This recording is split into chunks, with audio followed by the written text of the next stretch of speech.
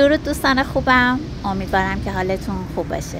اینجا رشت و تالار مرکزی رشته که مراسم استاد ناصر مسعودی در اینجا برگزار شد. مراسم یادبود این هنرمند گرانقدر رشت که به بلبل گیلان معروف بود. با من همراه باشید در این بزرگداشت.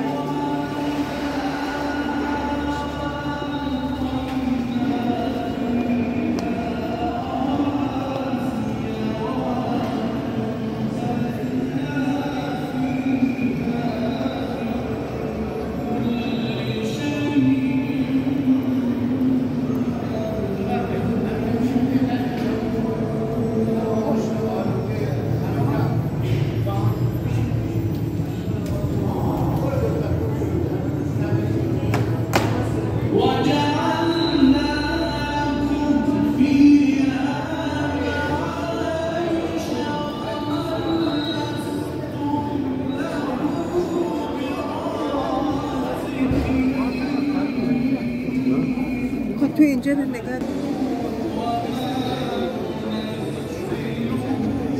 هستی جاری کرد و روح آدمی را اینقدر خوششانس بودیم که در زمانه زندگی کردیم که صدای مسعودی در آن تنی داشت.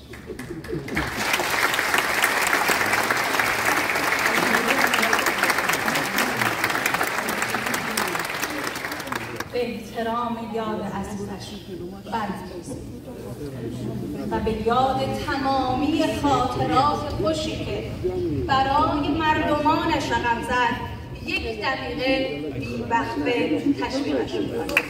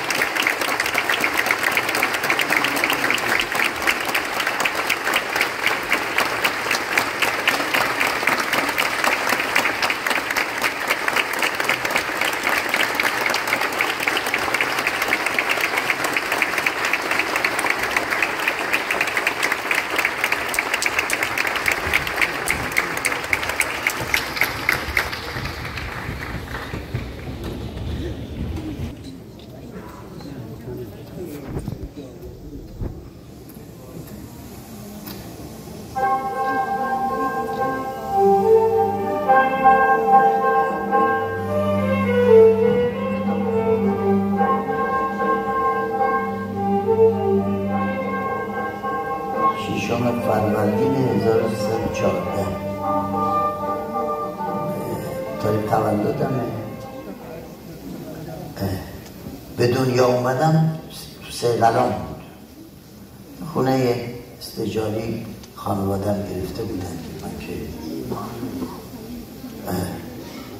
بعد از مدتی اومدیم سلطه دیگه سلطه بودم تا زمانی که به سن تقریبا رشد رسیدم. یعنی همین فاصله 200-300 متری تولد با جایی که بعدها به رشد رسیدم و از اول مدرسه ابتدایی عاشق موسیقی بودم. اصلا تو خانواده ما با اینکه طبق معمول مذهبی بودن ولی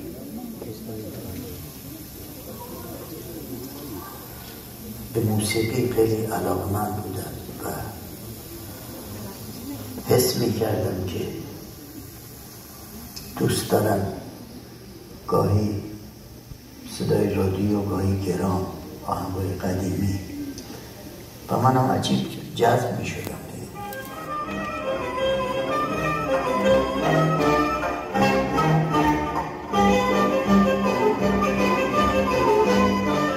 بعدها با یه عده از رفقایی که اونا صوتی داشتن، یه خواهر من منزلش صدا با قاسم بود نزدیک باغ محتشم، اونجا دوستانی داشتم که میرفتیم اونجا با هم دیگه محصل بودیم، بعضی‌هاشون تازه کارمند شده بودن، میرفتیم اونجا توی اون باغ محتشم شبا با هم دیگه شروع میکردیم به خوندن.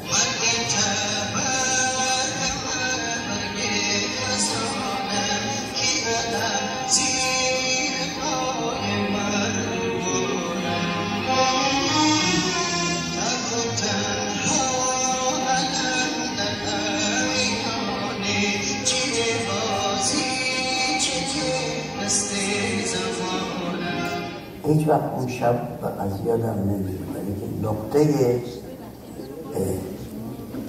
اولین برخورد من با استاد بود.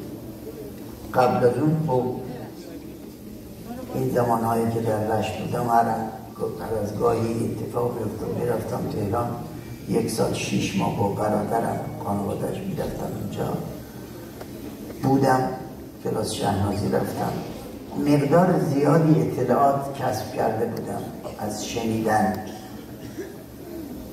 بعد وقتی که با عبادی معرفی شدم، زمانی بود که من چند تا آهنگ در رشت خونده بودم و رفته بودم سربازی. 2 سال 3 سال اینجا خونده بودم، شاید 20 تا آهنگ اینجا خونده بودم. کارهایی بود که یا ذوق خودم بود یا ذوق دوستانم بود، آقای امانی، آقای اکبرپور، اینا کسانی بودن که برای من چیزی ساختن. کارهای ماندگاری هم شد همونا. بعد با آقای عبادی که برخورد کردن، استاد در کمال گشایی رویی به من گفت خب پسرم بخون. ما گفتیم چشم.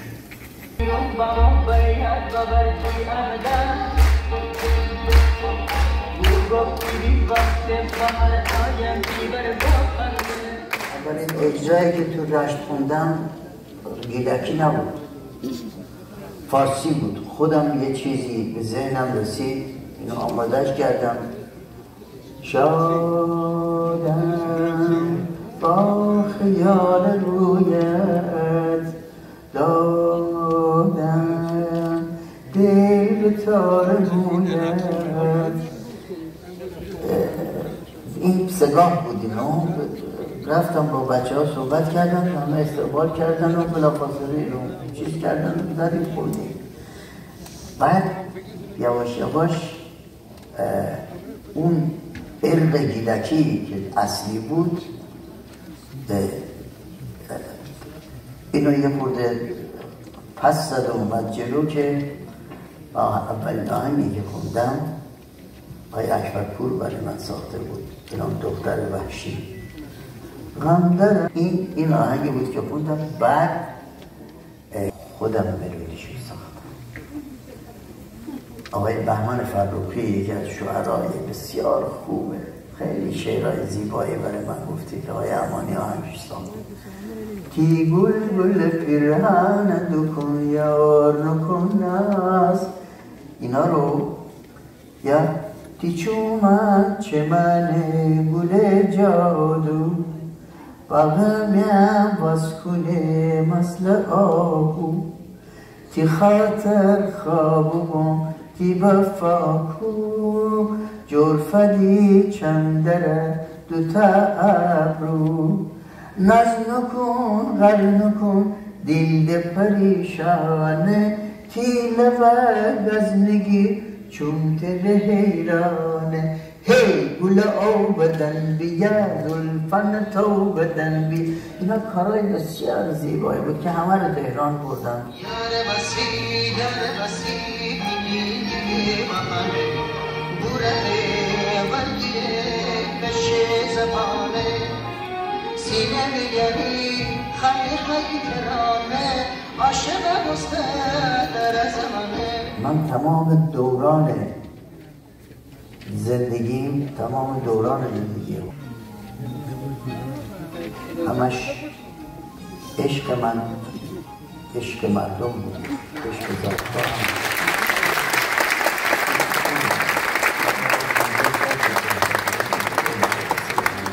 گیرم در قربان قربان دریا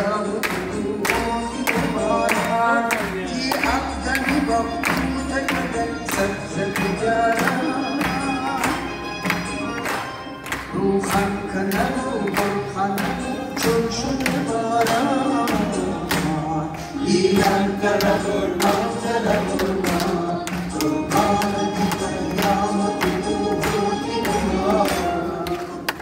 من درد دارم، حس نکنه هیچکی درده، بی خود چرا چکش بزنم آهین سرده.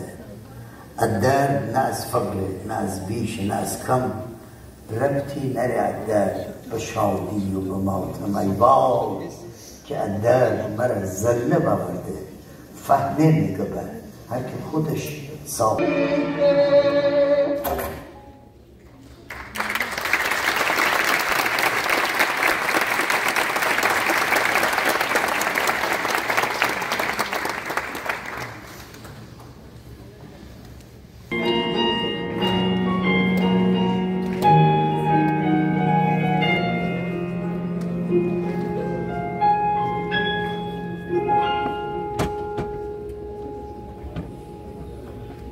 عزیزان، از شنیدن خبر درگذشت دوست دیرینه و هنرمندم ناصر مسعودی عزیزم بسیار غمگین شد.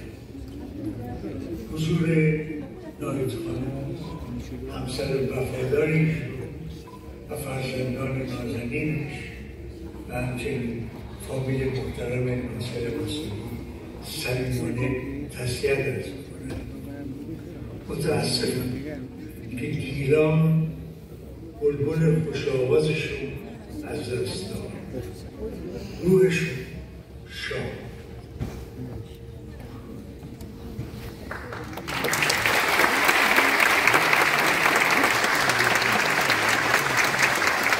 کلام زیبای علیاطیطی به یاد استاد ناصر مسعودی میهمان می‌کنند.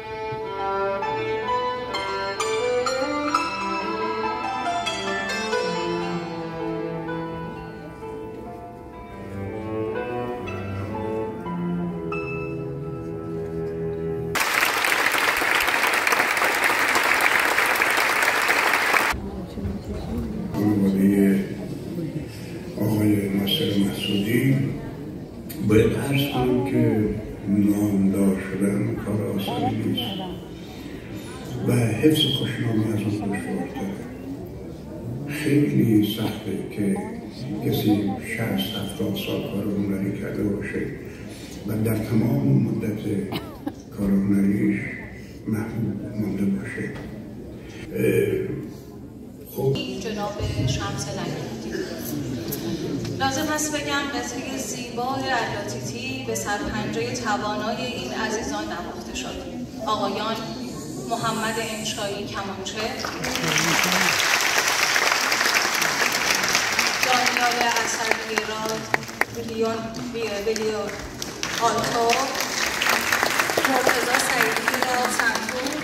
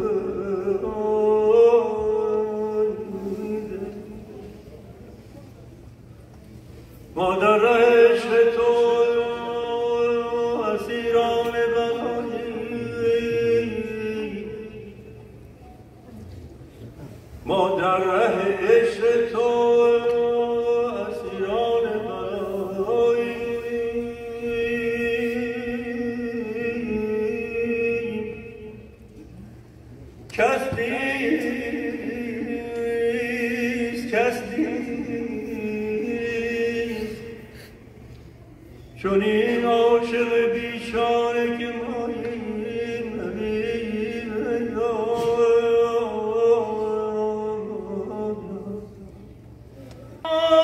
که از دارت هستی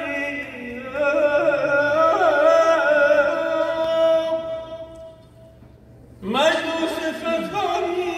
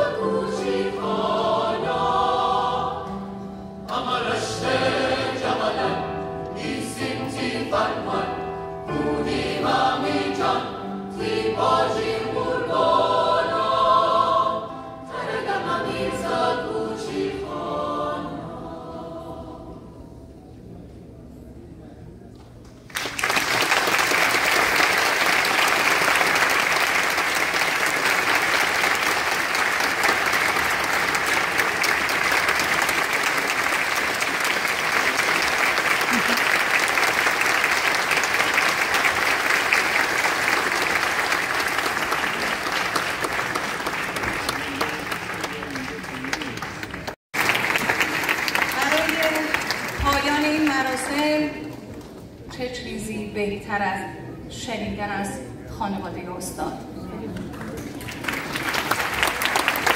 از آقای علی مسعودیان، فرزند استاد ناصر مسعودی، با حرفهای ایشون این یادمان رو به آرامی و احترام بیان می‌کنیم.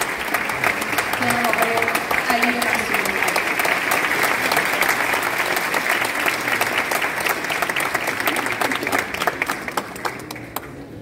سلام به همگی.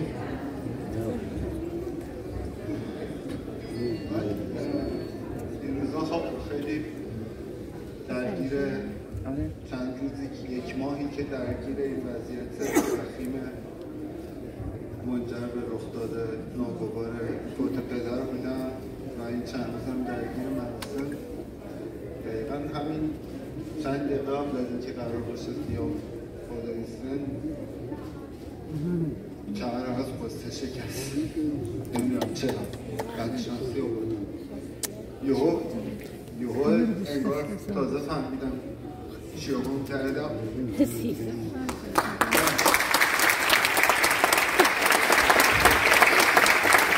از همه‌شون سپاسگزارم، از همه عزیزانی که چه در سالن حضور دارن، خواسته درست گفتن، دوستانی که بیرون ایستاده این برنامه رو دنبال میکنن، خیلی خیلی ممنونم. بابا شیفته مردم بود، خانواده‌اش مردم بودن. معمولا تو این مراسمی که یاد بود و تقدیم و اینا هستش، آخرش کسی میاد بالا و میگه که خانواده های داغدار فلانی و فلانی و فلانی و سایر بستگان. امروز من فکر میکنم هم توی روز خاکسپاری و امروز خیلی به جرئت میتونیم اگر یه همچین اعلامیه فرضی مد نظرمون باشه بگیم خانواده داغدار، گیلان، ایران.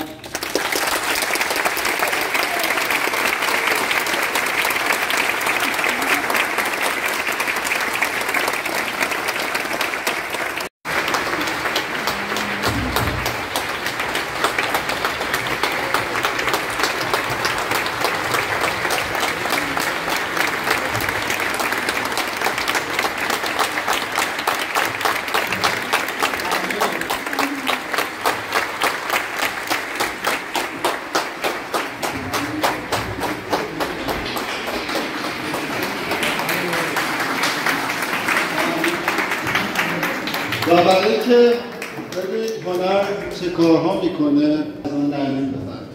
ناصر مسعودی یک نوه داره، تنها نوهشه و در ایران متولد نشده، فارسیش تعریفی نداره مثل گیلکی من بوده و من به عنوان ممنون که تا انتهای این ویدیو با من همراه بودید. تا درود دیگر، بدرود دوستانم.